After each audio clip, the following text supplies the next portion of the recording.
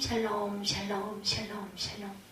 하나님 사랑합니다. 여러분 주 안에서 사랑합니다. 오늘 이사야 65장 17절에서 20절 그리고 66편 22절에서 24절 마지막 66장이죠. 새하늘과 새 땅의 약속입니다.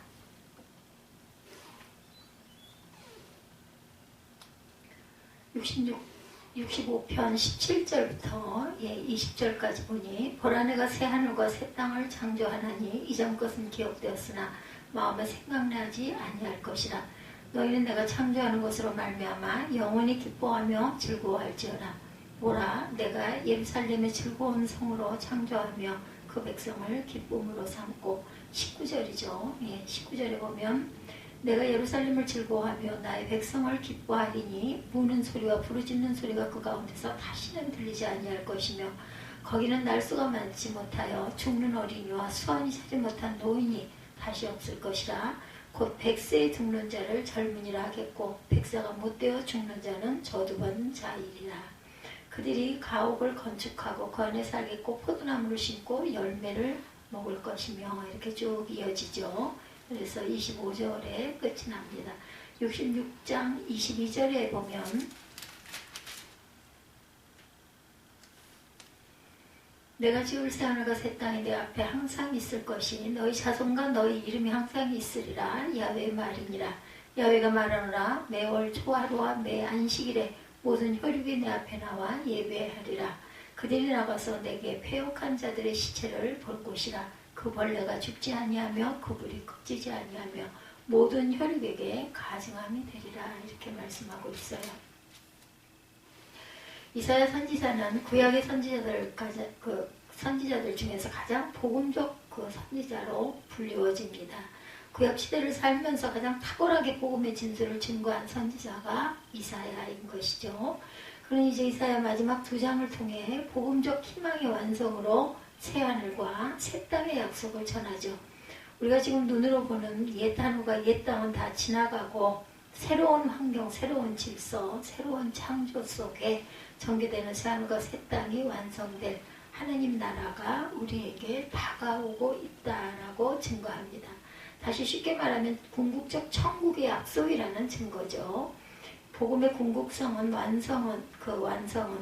완성될 하나님의 나라가 우리를 기다리고 있다는 거예요.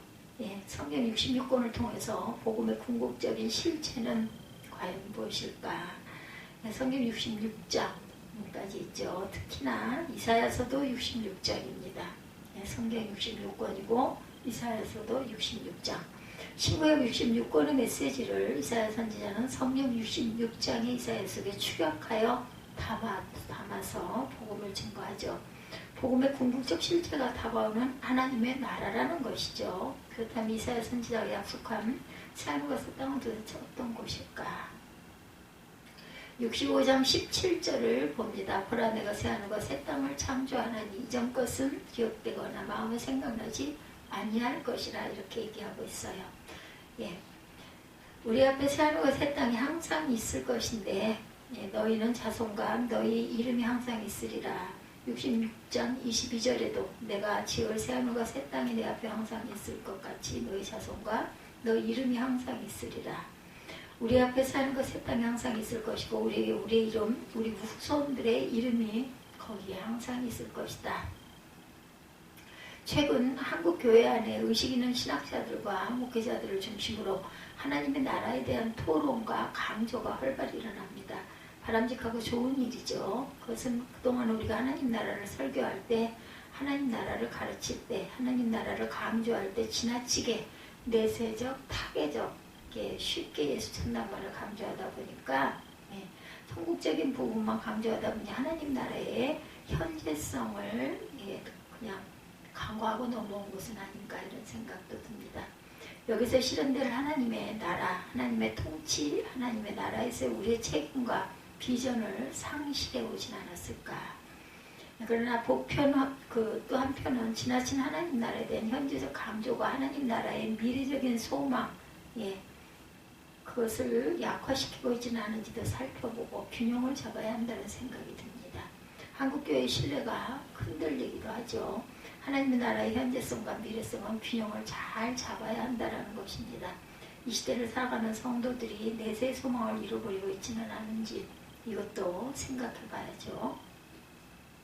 우리가 참으로 내세를 믿는다면, 우리가 참으로 천국에 존재한다는 것을 믿는다면 구차하게 지나치게 현세적인 성공이나 물질이나 명예나 이런 행복에만 집착해서는 안 되겠죠. 현세의 물질적 집착은 내세를 믿지 않아서라고 생각이 됩니다. 복음의 가치를 지키기 위해서 숨겨놓은 우리 믿음의 선진들, 그 내세를 바라보았기 때문에 담대히 순교할 수도 있었던 거죠. 다가온 하나님의 나라의 비전을 믿었기 때문입니다. 장래 이루어질 완성될 하나님의 나라의 비전을 흠모했죠. 이사야가 바라본 새하늘과 새 땅은 과연 어떤 곳인가? 새하늘과 새 땅은 주의 백성들을 위해 예배한 곳이고 천국은 저와 여러분들을 위해 예배한 것이라고 고백해 보십시다. 새하늘과 새 땅의 별명을 가리켜 새 예루살렘이다 이렇게 말하죠. 구약 이스라엘 백성들은 예루살렘을 본향으로 삼았어요. 오늘 이 시대를 살아가는 우리들이 사모할 것은 이스라엘 땅에 있는 예루살렘이 아니라 새 예루살렘입니다. 하늘이죠. 새 예루살렘 본문 18절에 진 것처럼 자기 백성의 기쁨을 위한 성이다.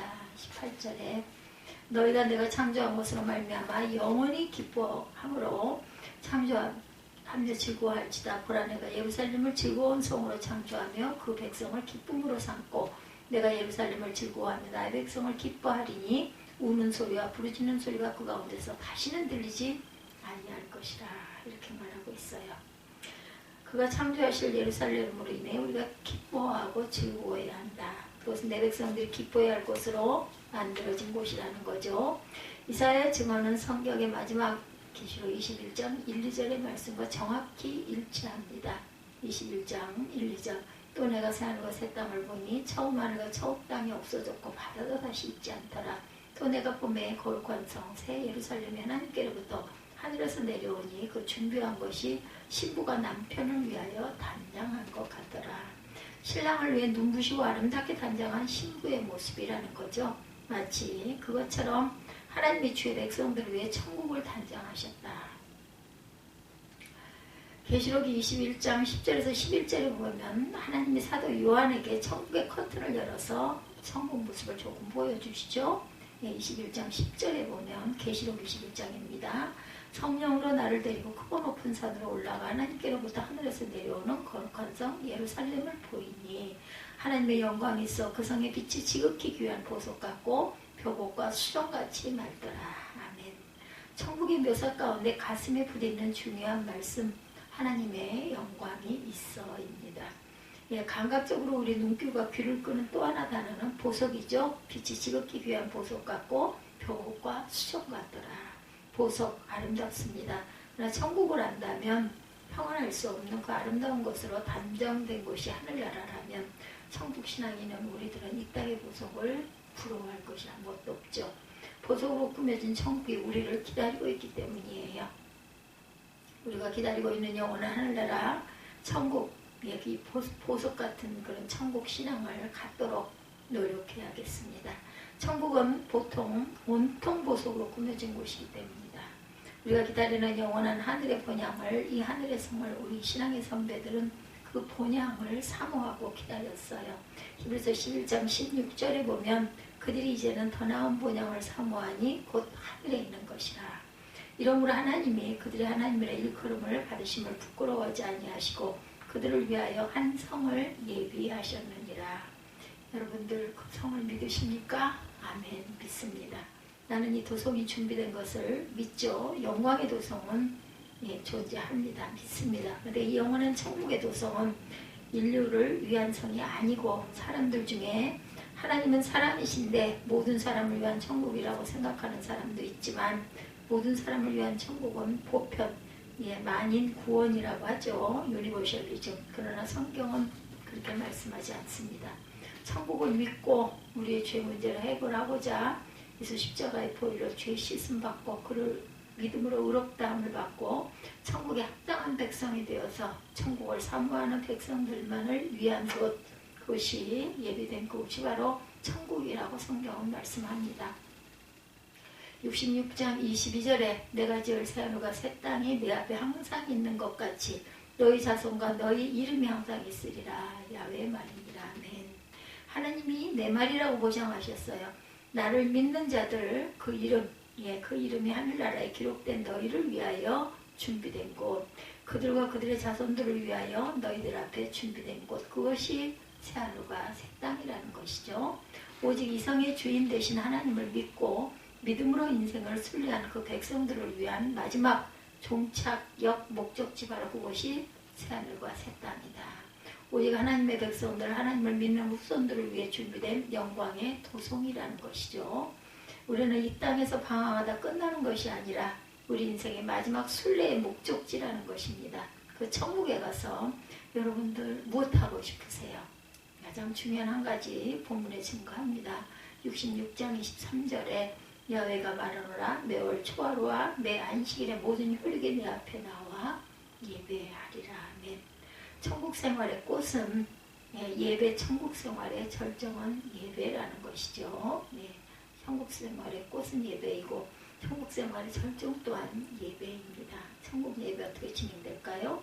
에스겔 4장 10절에서 11절입니다. 24장로들이 보좌에 앉으신 그 앞에 엎드려 세세토록 살아계시는 이에게 경배하고 자기의 관을 보좌 앞에 드리며 이르되 우리 주 하나님이여 영광과 존귀와 권능을 받으신 것이 합당하오니 주께서 만물을 지으신지라 만물이 주의 뜻대로 있었고 지으심을 받았나이다 하더라. 24장로들은 신구약의 모든 성도들을 총칭하는 대표 상징이라고 생각하죠. 구약 12지파, 신약 예수님 12제자 이렇습니다. 합하면 24장로, 신구약을 통틀어 하나님을 신뢰했던 모든 백성들이 예배하는 모습을 증거합니다. 계시록 5장 13절에 천국에서 예배하는 모습의 하이라이트가 나와 있죠.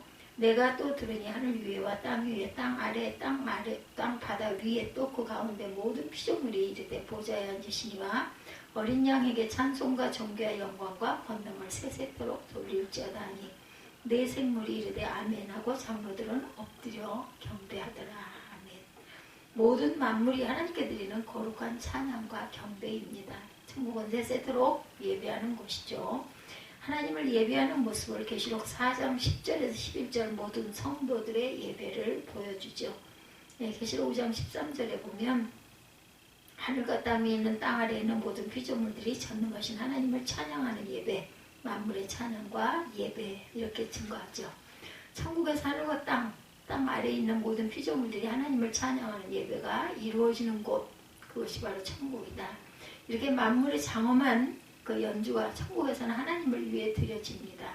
마치 웅장한 천지창조의 오케스트라 연주와 같은 피조물들이 세세토록 영원토록 예배하는 곳, 그것이 바로 천국이다. 천국은 예배자들이 모이는 곳이라는 거죠. 예배를 사모하는 하나님을 예배하는 자들이 갈 곳, 이 천국 갈 자격이 있는 사람들이다. 한 시간 여러분들 지루하시죠? 그렇다면 천국은 포기해야 합니다. 성경에서는 천국의 예배자들을 위해 예비되어 있기 때문이죠. 천국은. 그렇다면 선택은 둘 중에 하나, 중간은 없습니다. 천국을 포기하든지 예배를 사모하든지 둘 중에 하나를 선택해야 된다. 하나님을 찬양하고 예배를 즐거워하시기 바랍니다. 아멘. 그럼 과연 천국은 어떤 곳일까? 두 번째, 옛 하늘, 옛 땅의 모순이 극복된 곳이다. 새로워진 땅, 새하늘과 새 땅의 본체는 무엇일까? 히브리어 카이네, 질적으로 새로워진, 하늘과 질적으로 새로워진 땅, 카이네라고 표현합니다.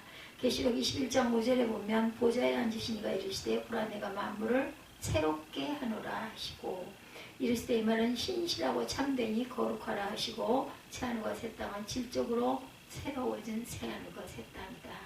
새하늘과 새 땅은 질적으로 모든 것이 새로워진 새하늘과 땅으로 인간의 죄로 말미암아 초래된 모든 모순이 청산되고 극복된 곳이다. 우리가 살고 있는 이 시대에 엄청난 변화가 이루어져서 풍요한 세상에 살고 있어요.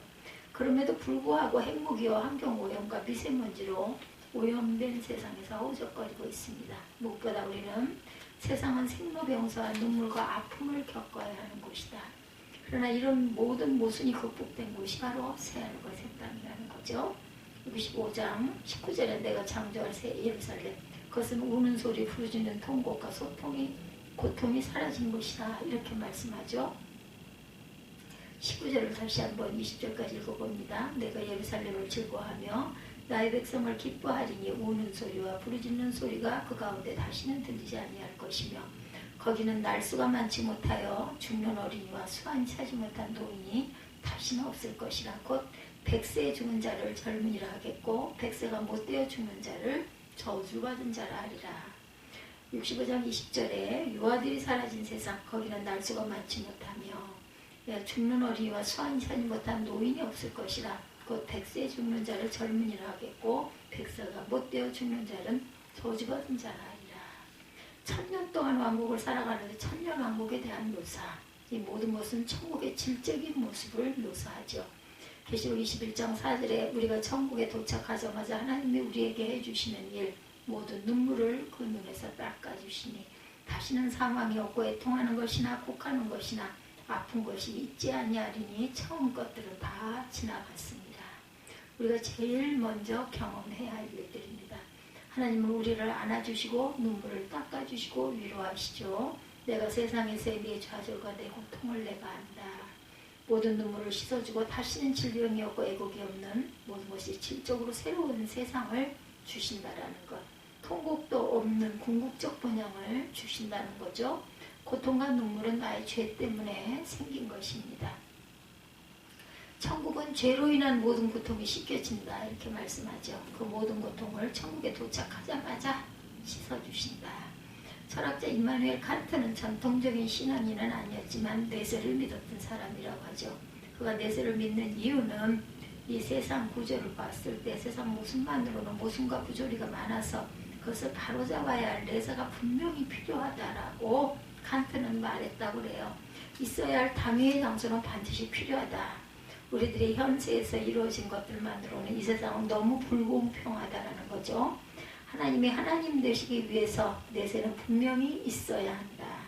모든 불공평, 불공정, 모든 정의가 실현되기 위해서도 내세는 분명히 필요하다. 600만 유대인의 희생을 볼 때 나치에 죽고 고스로 끝난다면 얼마나 억울하고 허무하겠는가. 그들은 죽어가서도 죽어가도록 방관하신 하나님을 우리가 이해할 수가 있겠는가. 만약 다른 세상이 없다면, 심판이 없다면 공의 하나님이 계신다고 우리가 믿겠는가. 오늘 성경은 이사야 선지자가 절대적으로 공의롭고 절대적으로 거룩하신 하나님께서 다시는 모순도 부조리도 없는 불공평도 없는 영원하고 정의로운 것을 준비하신 곳이 있다고, 그것이 바로 천국이라고 말씀하죠. 옛 한우가 이 땅의 모든 것이 극복된 것, 그것이 바로 새하늘과 새 땅이라는 것입니다. 새하늘과 새 땅은 또한 어떤 것이에요? 세 번째, 꺼지지 않는 불과 대조적인 것이다. 이사야서의 마지막 예언의 메시지는 영원한 천국과 대조되는 꺼지지 않는 불이 있는 곳이라는 지옥의 경고로 마무리가 됩니다. 마지막 66장 24절에 보면 이 벌레도 죽지 않고 불도 꺼지지 않는 이 본문에 지옥에 대한 정통적 묘사가 나타나죠. 그들이 나가 내게 패역한 자들의 시체를 볼 것이라. 그 벌레가 죽지 아니하며 그 불이 꺼지지 아니하여 모든 혈육에게 가증하게 되리라.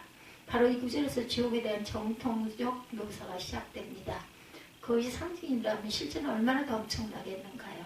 지옥의 상징은 벌레도 죽지 않고 뜨거운 불도 꺼지지 않는 지옥의 경고, 계시록 20장에도 동일하게 증가합니다. 20장 14절에 사망과 음부도 불못에 던져진 것은 둘째 사망 곧 불못이라. 왜 복음을 전하는 이사야는 지옥의 모습으로 이사야서를 마무리했을까? 잘 생각해 보기 바랍니다. 지옥의 참담함을 모른다면 천국의 실제를 알 만큼 감사할 수 있겠는가? 지옥을 믿지 않으면 천국을 사모하고 믿을 수가 없다는 사실을 우리가 기억해야 한다는 것. 지옥이 존재하기 때문에 천국의 소망과 천국의 희망이 영광스러운 것이죠. 1941년 미국에서 제1차 영적 대각성이 일어나죠. 사람들이 눈물을 흘리면서 죄를 회개하고 교회로 돌아오는 회개운동이 일어납니다. 이 대각성 운동의 지도자 조나단 에드워드 목사님, 미국의 동부 매사추세츠 노스햄튼이라는 도시 한복판에 노스햄튼 교회가 조나단 에드워드 목사님이 담임하는 교회입니다. 제1차 대각성 운동이 한참 진행되던 1741년 6월 8일 에드워즈는 노스햄프턴 인근의 엠필드라는 마을에서 진노하신 하나님의 손 안에 있는 죄인들이라는 제목의 유명한 설교를 했어요. 지옥에 대한 설교죠. 이 설교의 몇 대목을 증언하면 하나님을 부인하는 폐역한 죄인들이 지옥에 던져지는 것은 너무나 당연한 일이다. 하나님의 공의는 살아있기 때문에 하나님의 죄인들을 멸망시키는 것에는 초의 이의가 없다. 죄인들은 지옥에 가도록 이미 정죄된 것이다. 하나님이 그들을 보내신 것이 아니라 그들과 하나님 사이에 정해진 의의 법칙이 그들을 정죄하여 죄인들은 지옥에 가도록 이미 약속되었기에 정죄는 너무나 당연하다. 영원히 변치 않는 의의 법칙이 죄인들을 대적함으로 그들을 지옥으로 가게 하는 것이다. 전능하신 하나님의 진노의 명렬함을 잠깐 동안만 겪는 것도 무시무시한데 그런데 죄인들은 영원토록 그 고통을 당해야 한다는 것이다. 그 격렬한 고통은 끝이 없다는 것을 우리가 기억해야 합니다. 그 어떤 구원자도 없고 고통도 끝이 없고 형벌이 약해짐도 없고 한순간의 휴식도 없는 영원한 진노를 경험해야 하는 것이다. 그 절대지옥이고 무자비한 진노의 보응과 씨름하며 끝이 없는 수억만 년을 보내야 된다는 것. 그 처참한 세계에 펄펄 끓어오르는 유황불못은 죄인들의 발밑에 넓고 깊게 펼쳐져 있습니다. 그곳에는 하나님의 진노의 불만이 활활 타오르고 있죠. 지옥은 입을 크게 벌리고 있고 지옥에는 디디고 살만한 어떤 벌판도 없고 붙잡고 매달릴 만한 어떠한 손길도 없습니다. 당신과 지옥 사이는 허공에 어떤 것도 없습니다. 그것은 거대한 진노의 용광로이며 진노의 불꽃이 타오르는 무적행의 심연, 절망의 심연입니다. 모든 죄인들은 이 진노하신 하나님 손안에 들어앉아 있다는 거죠. 그 당시 조나단 에드워드의 설교를 듣고 있던 청중들은 가슴을 찢고 울부짖음으로 설교는 중단될 수밖에 없었다고 그래요. 그 설교를 듣고 있던 청중들은 마치 자기들이 지금 당장 지옥으로 빠져 들어가는 것처럼 덜어놓은 울부짖고 예배당 기둥을 끌어안고 몸부림치며 전기를 시작했다고 하네요. 그들은 회개하고 나가서 변화된 삶을 살기 시작했고 그 교회에서 시작된 부흥의 불꽃은 미국 동부 전역을 휩쓸고 미국 전역으로 퍼져나가서 교회마다 부흥이 일어났고 사람들은 회개하고 모두 주님 앞으로 나오고 믿지 않는 자들까지도 무슨 일이냐고 교회로 물밀듯 밀려왔다고 합니다. 교회마다 회개하는 일들이 거대한 폭풍처럼 일어났어요. 이사야서의 마지막 예언의 메시지는 벌레도 죽지 않고 불도 꺼지지 않는 지옥의 실체대한 경고로 마무리가 됩니다. 근데 여기에 이런 보험이 있어요. 만약 우리가 우리의 패역함을 돌이키고 우리가 우리 죄를 회개하면 우리의 구원자이신 예수 그리스도를 믿기만 한다면 그는 우리의 죄를 짊어지고 우리가 받아야 할 심판과 진노를 대신 받으시고 십자가에 흘린 대속의 피로 죄사함을 받을 수가 있다면 그를 믿음으로 의롭다함을 믿고 살아가는 성도들의 마지막 여정에 준비된 지옥이 아닌 영원한 천국 새하늘과 새 땅이 준비되어 있다는 것. 새하늘과 새 땅에서 영원히 살 수 있다는 거예요. 그렇다면 여러분의 선택은 어떤 곳입니까? 옛하늘 땅입니까? 아니면 새하늘 새 땅입니까? 당연히 새하늘과 새 땅이죠. 한 방울의 물도 없는 꺼지지 않는 불구덩이 지옥이 그것을 당신의 종착지는 아닙니다. 생명수강에 흐르는 벼곡과 수정이 영광스럽게 빛나는 그것 천국이 여러분들의 목적지이고 종착역이라는 것. 이렇게 믿고 오늘도 후회 없는 선택을 하시는 저와 여러분들이 되시기를 주님의 이름으로 축복합니다.